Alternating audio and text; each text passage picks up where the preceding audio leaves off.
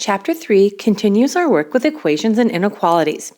We're going to work with systems of equations and inequalities and end the chapter working with matrices. To start things off, we're going to actually combine 3-1 into 3-2. We're going to look at solving linear systems. A system contains two equations that can be written in the form ax plus by equals c and dx plus ey equals f. Those forms are known as general form, and they can actually be written in slope-intercept form as well. A solution is simply an ordered pair that satisfies each equation at the same time. There are several methods we can use to solve. We're going to start by graphing. When solving a system by graphing, we literally just graph each individual linear function and then try to find where the lines intersect. If I take 4x plus y equals 8, I'm going to rewrite that in slope-intercept form simply by moving 4x over. That would mean y is equal to negative 4x plus 8. Over on the graph, if I count up 8 units on the y-axis, and then my slope is negative 4, go down 4, 1 to the right, so from left and right, the line is falling. That's a pretty steep slope. Go ahead and connect your points. Hopefully your line looks something like this one. There we go. And then for our other line, do the kind of the same thing. Take a look at 2x minus 3y is equal to 18. If you subtract 2x and divide by negative 3, you should get y equals positive 2/3 x minus 6. We just did all that work back in chapter 2, so we're going to assume that that's going to be modeled in chapter 3. Climbing down to negative 6 on the y-axis, and then our slope of 2/3 means up 2 over 3, up 2 over 3. Go all the way to the edge of your graph, and then do the same thing in the opposite direction, and connect that line. I'll just draw that in here real quick, like so. Hopefully, your goal would be to have your ordered pair or to have your lines cross at a specific unique ordered pair. And it looks like they do that right here at positive 3, negative 4. That seems to be their point of intersection, 3, negative 4. And what we want to do is check that solution. Whoops, check. There we go. Maybe we'll try that again. We want to check that solution algebraically. And here's what I mean by that. If you know you have a possible solution, what you want to do is substitute that in for x and y in each of the equations up above. In that first row, we've got 4x plus y is equal to 8. So if I substitute in 3 for x and negative 4 for y, does that equal 8? Well, 3 times 4 is 12, and 12 minus 4, yep, in fact is 8. That means we know that the ordered pair 3, negative 4 is on that line. But to verify it, we have to check the other solution.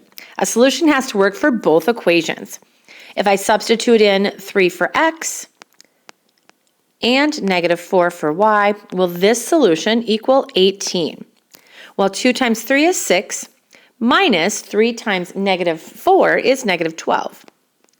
And two negatives become positive, and voila, we have shown algebraically that our solution is valid.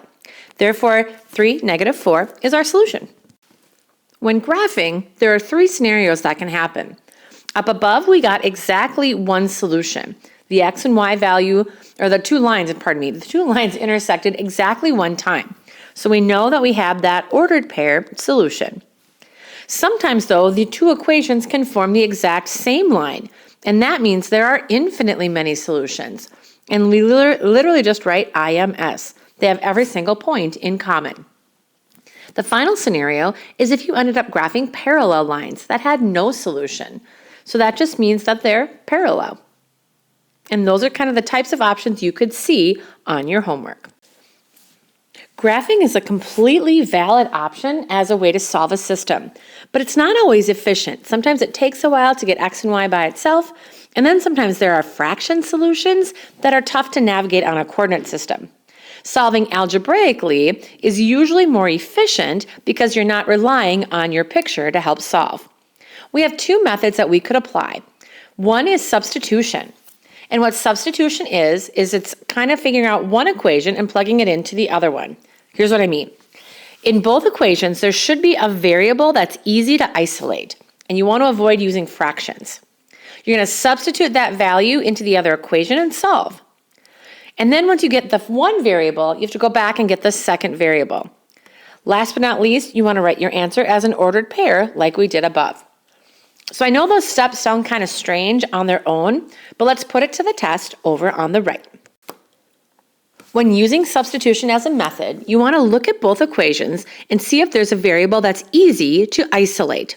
When I look at these two equations, I recognize that the x value in the denominator would be, or in the bottom row would be super easy to get by itself simply by subtracting 3y to the other side. That's what I'm going to do first. I'm going to isolate my x variable by subtracting 3y to the other side. It's honestly that simple. Then in step 2, go to the other equation and take what you got in step 1 and you literally substitute it in. That's going to give us 2 times, and then up above we have that 3 minus 3y. Substituting that value in, and then plus 5y is equal to negative 5. Once you distribute the 2 in, we get 6 minus 6y plus 5y equals negative 5. Notice now there's only one variable to get by itself. Negative 6y plus 5y would be minus 1y equals negative 5. Now watch this. When we move that 6 over, we still have negative y on the left, and negative 5 minus 6 is negative 11 on the right. A simple move of that negative sign would give us a y value for our solution of 11. Once you know the y value, we need to plug it back into step 1. So remember, up in step 1, y is by itself on that left-hand side, or on that, that right-hand side. So if I have x equals 3 minus 3 times our y value, which is 11, that would be 3 minus 33, and an x value of negative 30. So we can see that this would be kind of tricky to solve by graphing. Step 4, when you write your answer out as its final solution, x comma y, negative 30, comma 11. And that is your solution. Let's try another one.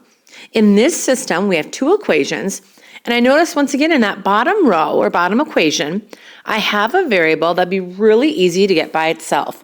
We can isolate y simply by adding 2x to the other side, and that would give us y equals 2x plus 4.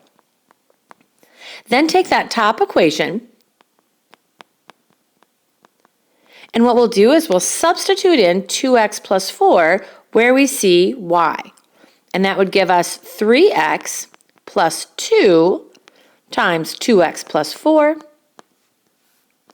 still equals 1. And then solve. Distribute the 2 in. This gives us 3x plus 4x plus 8 equals 1. Combine like terms. 7x plus 8 equals 1. We'll move 8 over. This is just basic algebra here. And then to get x by itself, divide by 7.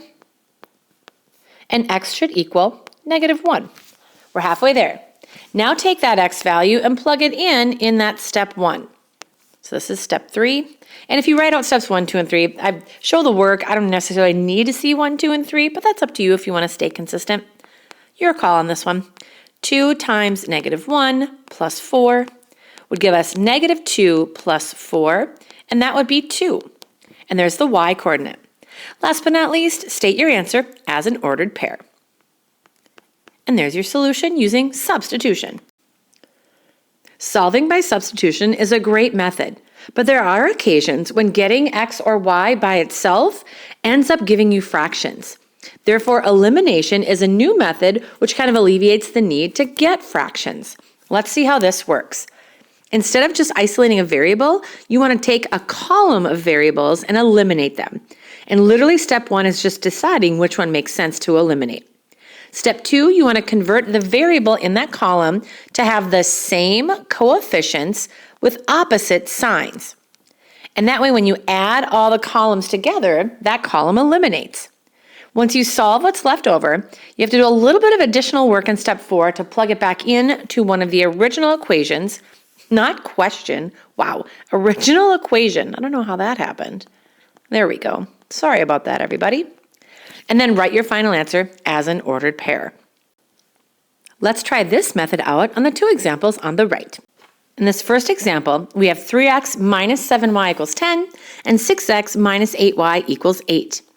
If we tried to get either x or y alone in either of these equations, we would end up with a fraction. So elimination is a way to kind of not deal with that kind of idea. But we have to decide out of the x column and the y column which variable would make the most sense to try to eliminate. You want to have the least amount of work possible in this step, if that's at all avoidable. So I would say let's eliminate the x variable. It looks like 6 and 3 would be easy to work with. That's step 1. In step 2, you want to make them the same coefficient but opposite signs. What I would do then is take that top row, equation 1, and I would just put a parenthesis around the whole thing and multiply it by negative 2. So I'm going to distribute that to both the left side and the right side. And that's going to give me 6x plus, negative 6x. Wow, negative 6x, that's the whole point, plus 14y is equal to negative 20. And then I'm going to take that second equation and just write it right underneath. We're not changing that one at all. As you look at the columns now, if we combine our x column, they eliminate. And then we just kind of work with what's left over. 14y minus 8y is 6y. And then on the right, negative 20 plus 8 would be negative 12. And now to get y by itself, if we divide both sides by 6, y equals negative 2. It's halfway there. For step 3, we have to actually take that and plug it back in either the top row or the bottom row in one of our original equations. And you truly can decide. It does not matter. We should get the same x value no matter what. I'm going to plug it into the first equation, 3x minus 7 times negative 2, set it equal to 10 on the right, and then simplify. 3x and then negative 7 times negative 2 becomes positive 14 equals 10. Move that 14 over, and we have 3x is equal to negative 4. Divide both sides by 3. That cancels out. And then x equals, negative 4/3. There's your x value. Now, the last thing you want to do is write your answer as an ordered pair. Remember, x goes first, therefore it's negative 4/3, comma, negative 2. That would be the solution to that system of linear equations. For this next example, we've got x's and y's. So you notice how we have the x column and the y column. And technically, you could eliminate either. Sometimes you have to eliminate just one equation, and sometimes you have to eliminate both. So what I'm going to show you on this one is just how to work with changing both variables or both equations to match each variable. So I want to eliminate the y this time instead of the x. I know it looks like the x might be a little easier, but I just want to show you how this would be done. In step 2, if I want to make these two numbers the same but opposite signs, I'm going to multiply the top row by positive 3 and the bottom row by negative 2. Watch what happens when I do that. If I distribute 3 in on the left side and right side, I get 24x plus 6y is equal to 12. And in that second row, if I do negative 2 to all 3 parts, that's going to give us positive 4x minus 6y, and on the right we'll have negative 26. So sometimes you have to change both rows and it still will work. Notice the y's will eliminate in this column. The x column becomes 28x, and then over on the right, 12 minus 26 is negative 14. Divide both sides by 28, and we'll reduce our fraction. Negative 14 over 28 reduces to negative 1/2. And there we go. Now, as we plug that back in, we have to plug that in for x in either the top row or the bottom row. Truly does not matter. I'll do the bottom row this time just to change it up. Negative 2 times negative 1/2 plus 3y is equal to 13. Negative 2 times negative 1/2 would cancel the negatives, and half of 2 is 1. Plus 3y is equal to 13. Move the 1 over, and we have 3y is equal to 12. Divide by 3, and y will equal positive 4. And then, as always, last but not least, write your answer as a unique ordered pair, negative 1/2, comma, 4. There's your solution, solving with elimination. Lastly, we can have 3 types of solutions solving algebraically, just like we could graphing. You can either get one ordered pair solution, like we did with substitution and elimination, or we can get infinitely many solutions if we end up with if we end up with 0 equals 0. And we've seen that before when solving. Also, if we get 0 equals a number, we know that would not be true, and therefore it would be no solution. Let's see what that looks like over on the right-hand side. Solve each linear system, and it doesn't tell you what options to use, so we can decide whatever one suits us best. X minus 2y equals 4, and 3x minus 6y equals 8. It looks pretty simple to get x by itself in this top row, so I'm going to do substitution. And I'm just going to move that 2y to the other side and get x equals positive 2y plus 4. To do substitution, I take that second equation. And remember, we literally just substitute in what we got for x in the first statement, or in the first row. And that would give us 3 times 2y plus 4 minus 6y equals 8. And then we have just y in this equation, therefore distribute the 3 in to eliminate the parenthesis. That gives us 6y plus 12 minus 6y equals 8. To try to combine like terms, the y's eliminate, and we end up with 12 on one side and 8 on the other. So instead of 0 equaling a number, I have 2 numbers trying to equal each other. Does 12 equal 8? No, that doesn't make sense to us. Since that is not a true statement and all the variables are gone, this means there's no solution to the equation.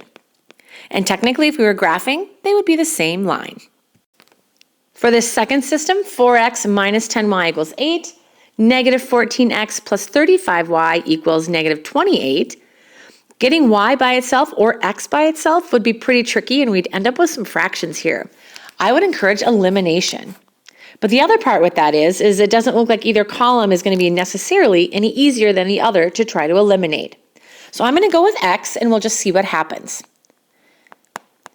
To eliminate x, I notice that they're at least opposite signs. If I could make them both equal 28, then they would be able to eliminate the column. To make that happen, I'm going to multiply the top row by positive 7 and the bottom row by positive 2. And that's going to make 4x become 28x, but then I have to multiply everything else by 7. So this can get kind of big. Minus 70y equals 56. Now if I multiply everything in the bottom row by 2, I get negative 28x. When I get plus 70y, and then check this out, negative 56. To try to eliminate my x column, it does eliminate, but then so does the y column. All we have left over then is just plain 0. No variables are on that left-hand side. And check it out, on the right-hand side, we get 0 as well. That's a true statement. This means that these are the same line if we were to graph them. And then our answer would be IMS, for infinitely many solutions. And that's it for lesson 3.2. Please work on the CYU. We'll do 1 through 18 all, and then the graph for number 21.